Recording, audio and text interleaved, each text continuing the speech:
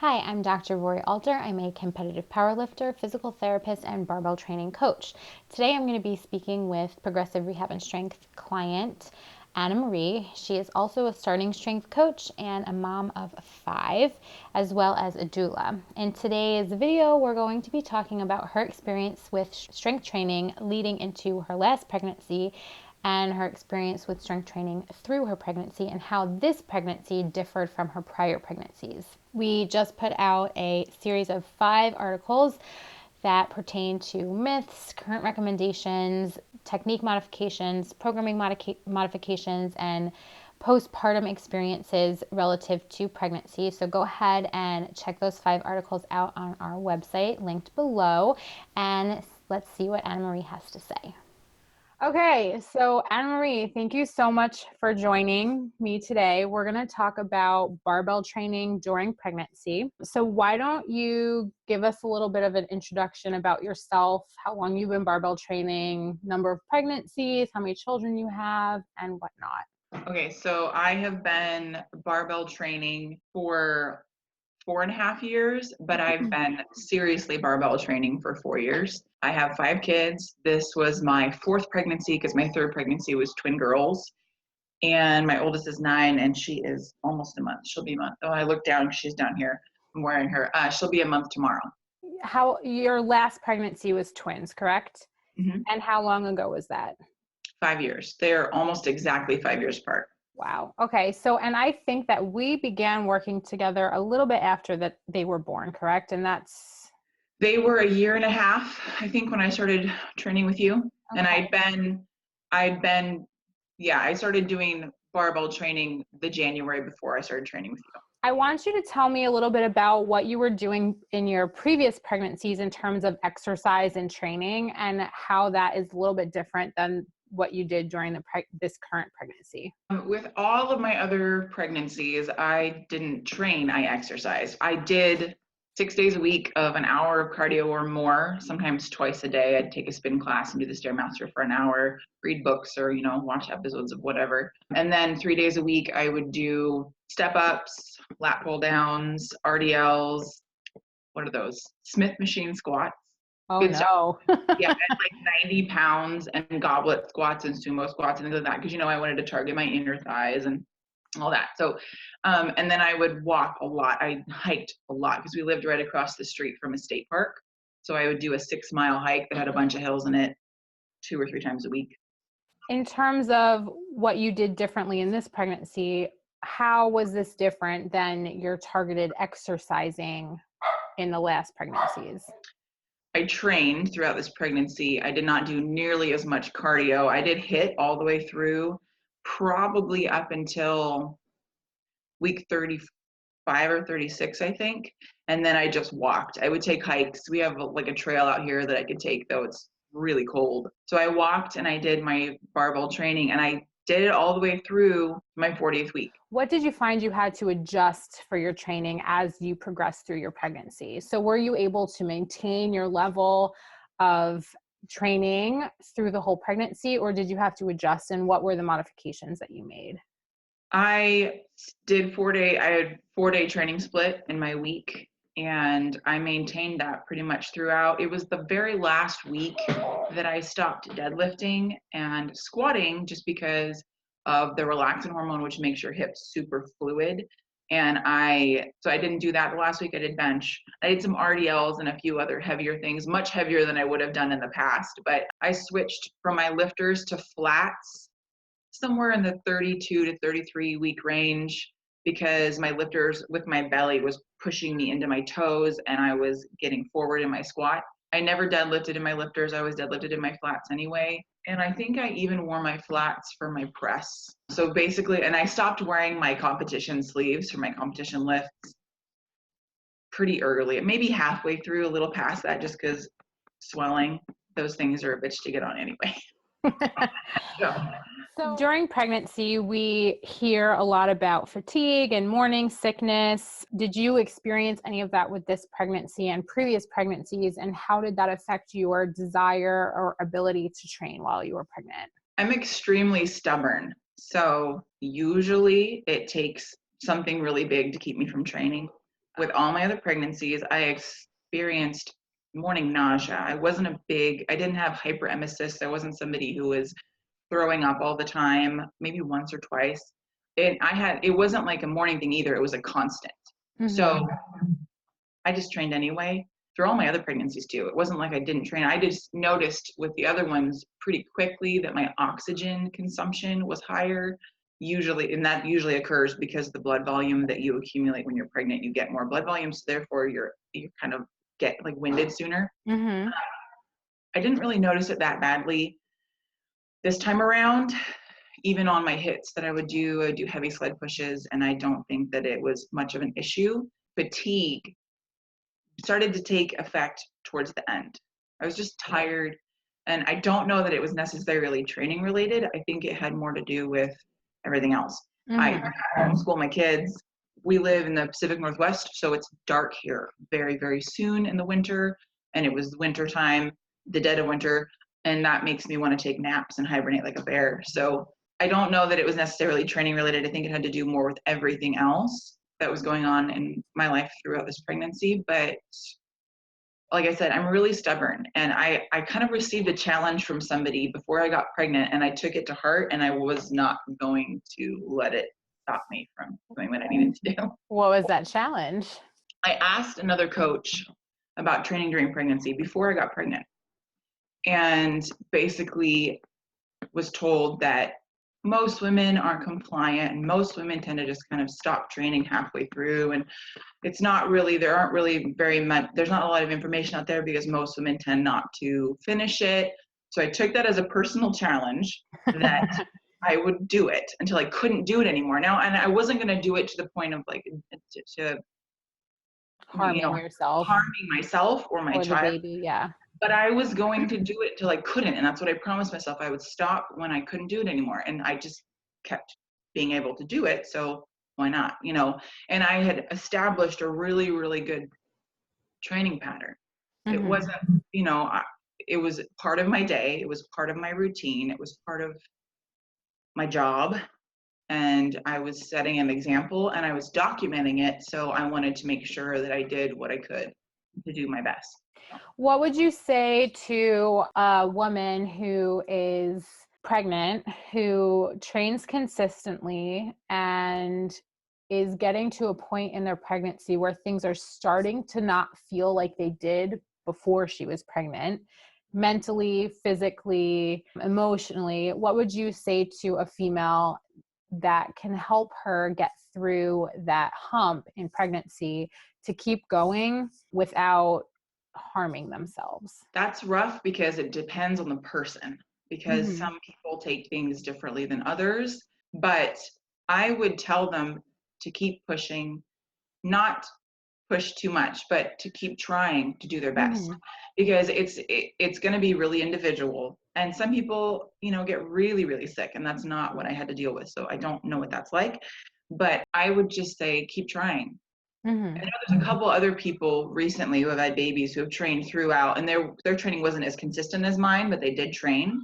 And I think that was helpful for them too as well. The benefits outweigh the risks, in my opinion, of continuing to train, even though you may not like emotionally feel like it, or usually that's what it is. Usually it's oh gosh, I don't want to. And I had a day like that. And I think I even posted that on Instagram, as I had a day where I sat on the edge of my bathtub and cried because I just didn't want to.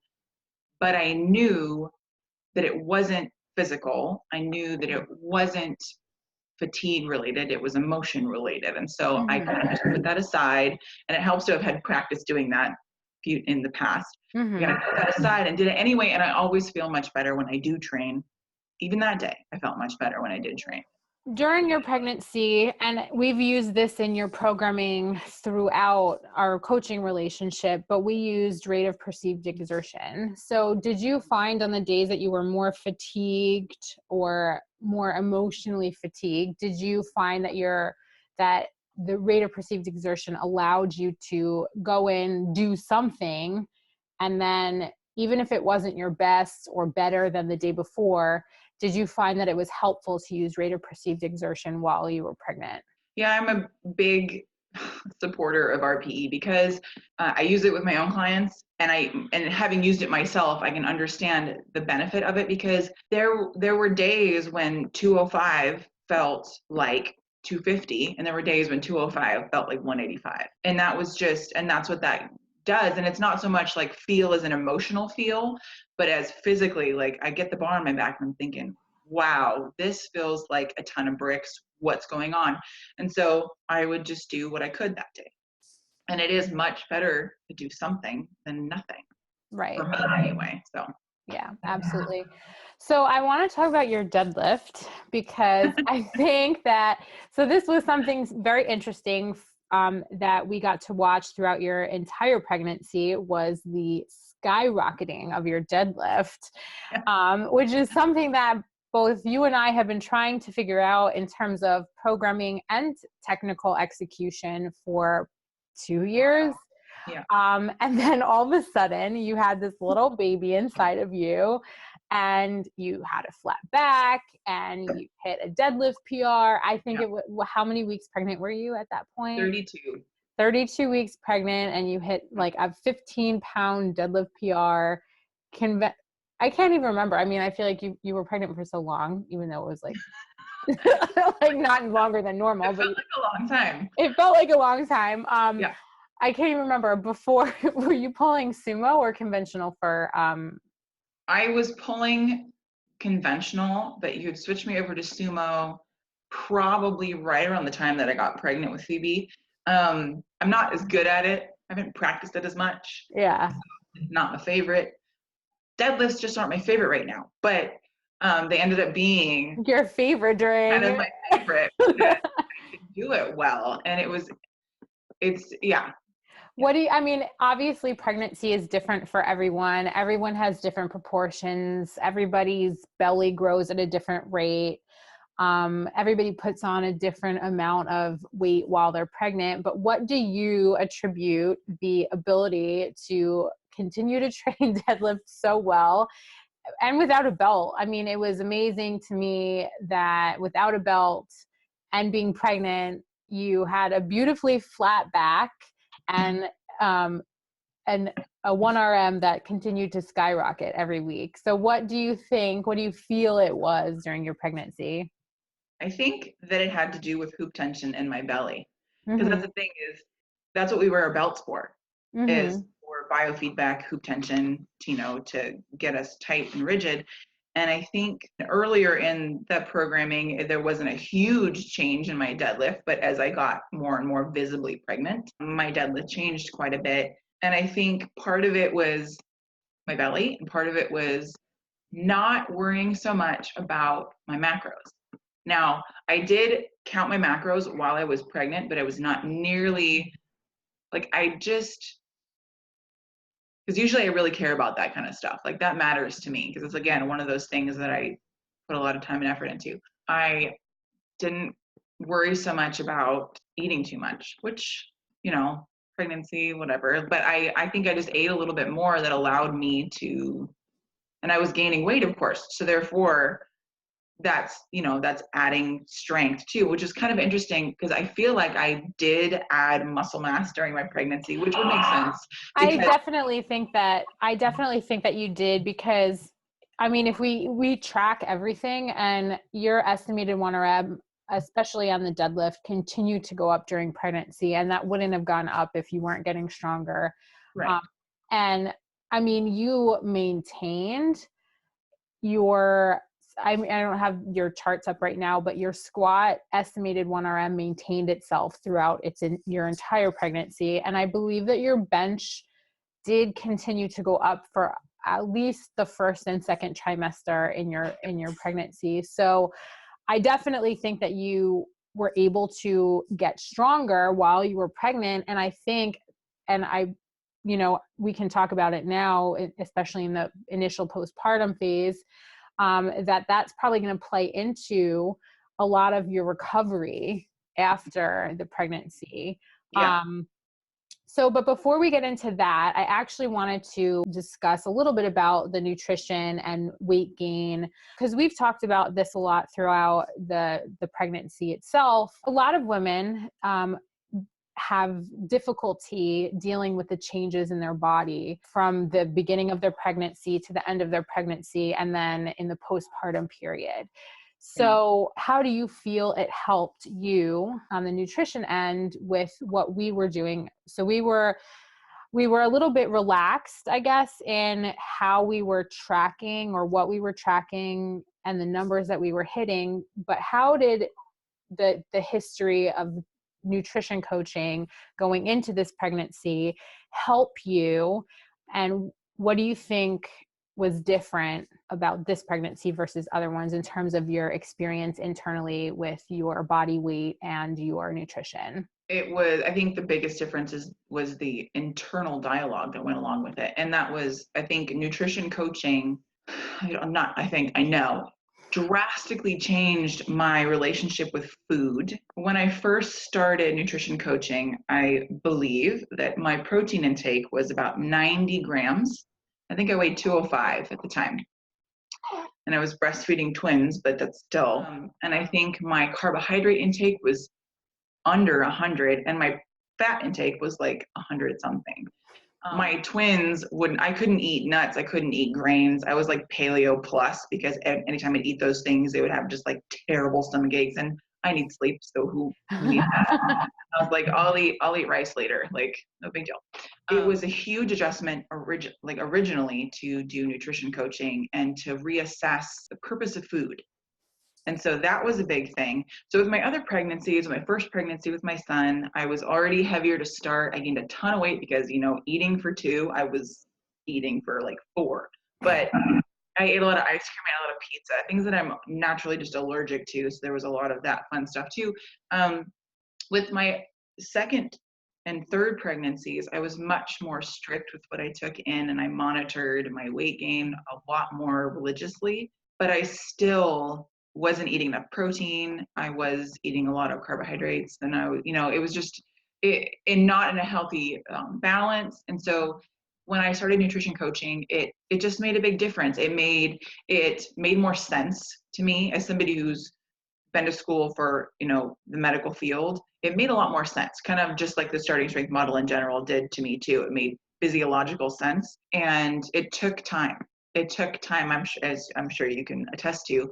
It took a lot of time and a lot of positive self-talk, which is not something that I was used to. So with these pregnancy, I wasn't so much afraid of that number going up. It doesn't make me super happy, but at the same time, I know what it's for. It's for a healthy child. That's the most important thing. Being pregnant is one of those times where you put somebody else before you. I mean, as a mom, you do it anyway. As a coach, do it a lot too.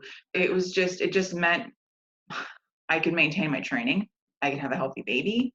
And that was more important to me because I knew that my recovery was going to be different. And I was really looking forward to seeing the difference. So I actually pulled up your numbers here. Do you mind me sharing your numbers? Not at all. Okay. In your nutrition track sheet, I actually started tracking just gestational week at week 11. So I guess that's when we found out that you were pregnant. You had at that point put on, there was, I think for the couple of weeks that we didn't know you were pregnant, you were not feeling well, you were struggling. I think the check-ins, your weight had been going up just a little bit because you weren't feeling well. Yeah. So if we look back at when you first got pregnant, you were 100, do you mind me sharing your weight? You were 186.5 pounds. And then when we took the last week of your pregnancy off, you were 217.5 pounds. So that's bad. 31 pounds. 31 pounds. Thank you. So that's a healthy amount of weight to gain throughout an entire pregnancy. And every week you had very insightful conversations with me about how you were feeling, about your ability to eat, your inability to eat, what you were doing. And we took, let me see. We stopped stressing total macros at week 35, it looks like, where we just said, okay, calories and protein were the goal. And I think at the end, from my perspective, that was when you had like the mindset change. Okay, now at this point, it's just about getting through the pregnancy, being healthy, continuing to facilitate training relative to your other pregnancies without strength training, without barbell training, and without purposeful eating. Mhm. How much did you gain during those pregnancies versus this one? My first one was 45 pounds. My second one was 30 pounds. And my third one was 40. The third one was my The twins. twins. Yeah. And what was your starting weight going into those three? So you said the first one was 205. Mhm. The second one was 177 and the third one was 182. Now, those weights are pretty close to my walking around weight now. My Mm-hmm. body composition was very, very different. Right. I would say you have a tremendous amount, Right. tremendous more, I can't even speak English, much more muscle mass going into, so you're actually leaner at this body, at the starting body weight Then this I time around was, than you were last time around. right. Awesome. So now that Phoebe is here, little Phoebe, how's she? Is she awake? Is she sleeping? Phoebe. I'm still like keeping her asleep. I'm like, oh, okay, to wake up. Now that Phoebe's here, how do you feel barbell training has helped you in the postpartum period? So we're 4 weeks postpartum now. Tomorrow. So do you feel that strength training or barbell training at all influenced your delivery? Like, was it different than this? I'm very interested to hear about, because you've had 3 deliveries that you were not barbell training, you were just exercising, you were a little cardio bunny, not really lifting heavy weights, not purposefully strength training.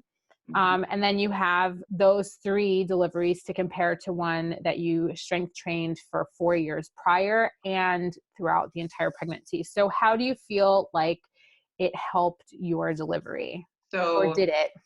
oh, for sure. Absolutely. First pregnancy, I was 26, was 31 hours. And first babies, the average is 24 hours. So Mm-hmm. 31 isn't much beyond that, but it was a really long kind of a slog. And it had a lot of like anger about it afterwards, because it was just like, this is ridiculous. With my second pregnancy, I was in better shape and it was 8 hours.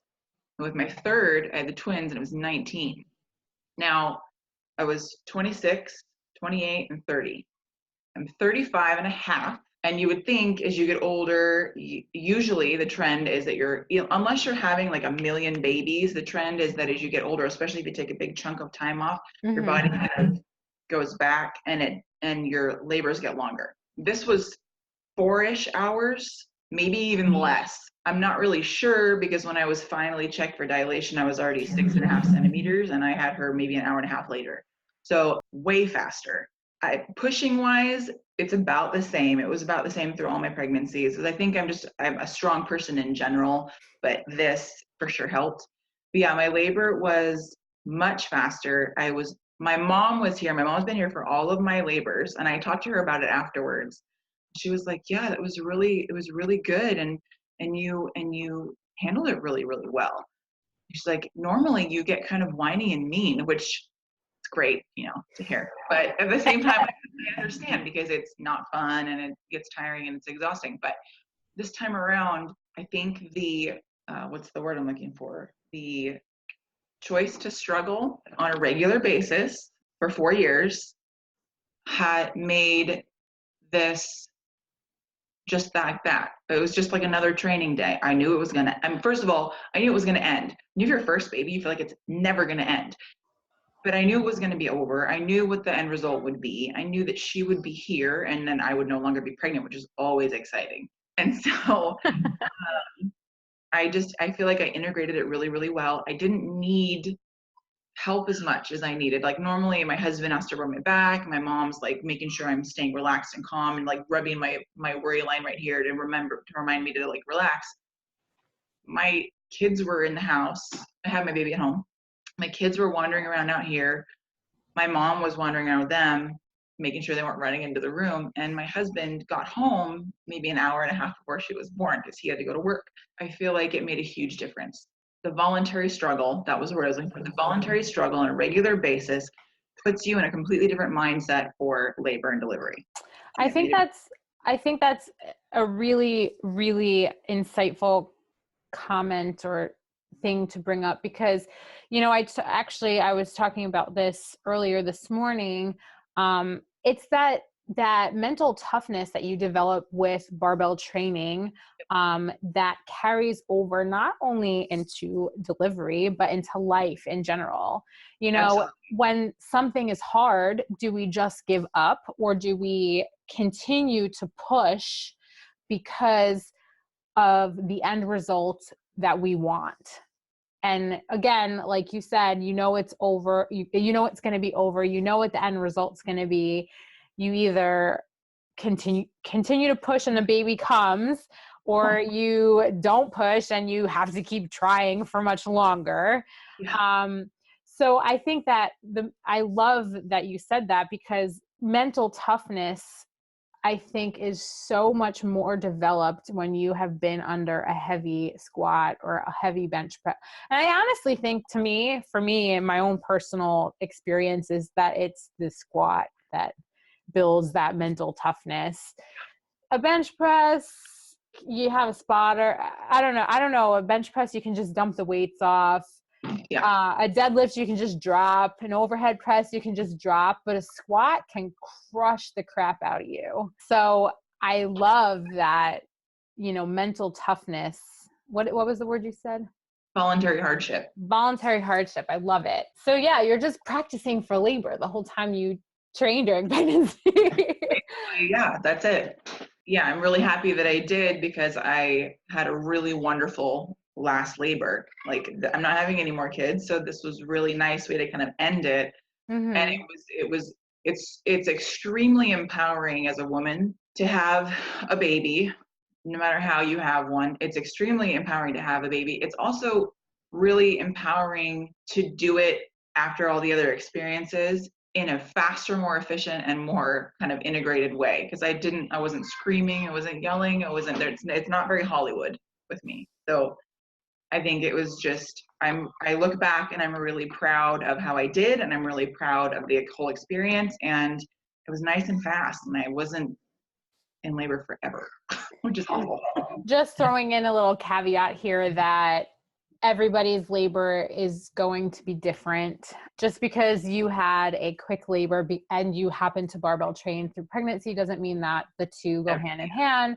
But I do believe that that mental toughness is really key in enduring whatever your labor might be, whether it's 1 hour or 24 hours. That mental toughness, like, Right. you are going to have to endure the labor no matter what. So building that strength and that mental toughness beforehand is going to be important. Yep. So I kind of wanted to just end our little chat here with talking about the postpartum period, having strength trained before the pregnancy and literally up until the last week of your pregnancy. How do you feel after delivery with little Phoebe here than you did with your previous pregnancies? The thing with this is that the most recent pregnancy I had before Phoebe was the twins.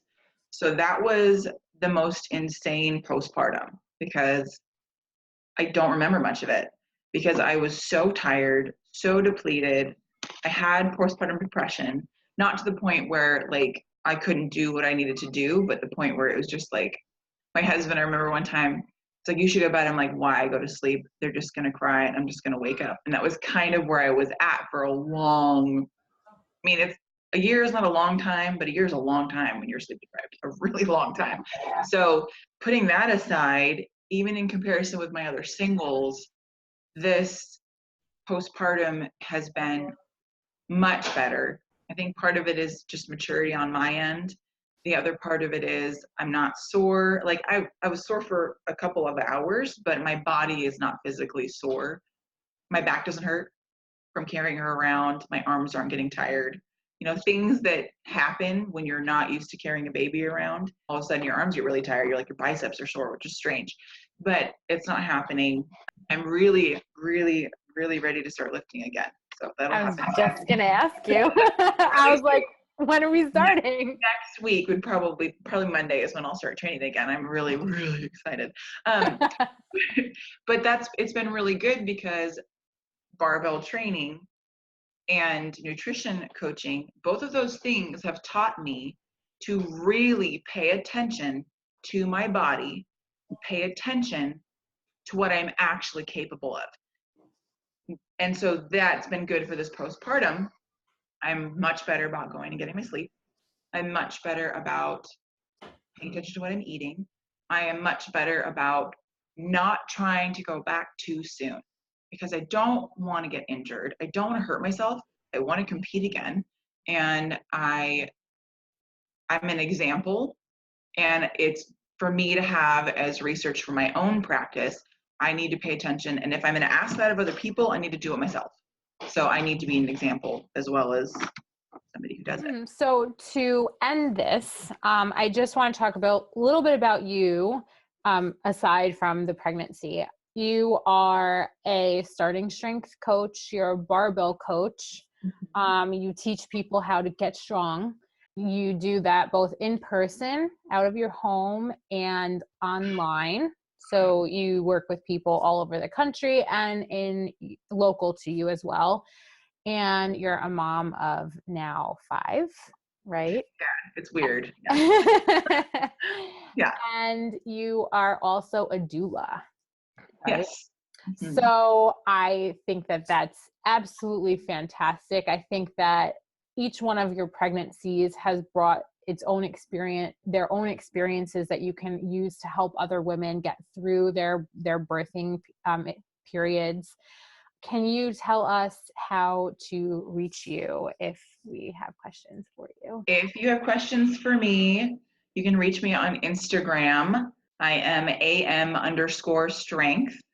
You can also reach me via email. I am am.strength.ss@gmail.com. Those are the 2 best ways. I really don't like Facebook, so I avoid it. But I like Instagram, so you can get me on there.